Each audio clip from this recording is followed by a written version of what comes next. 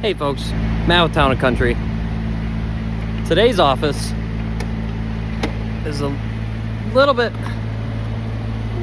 off the ground. Palling around with Ethan. He's doing a little bit of metal work here for some bird exclusion. You can see right there, you go. You can kind of see that white stuff. It's all bird poop. Not a good thing.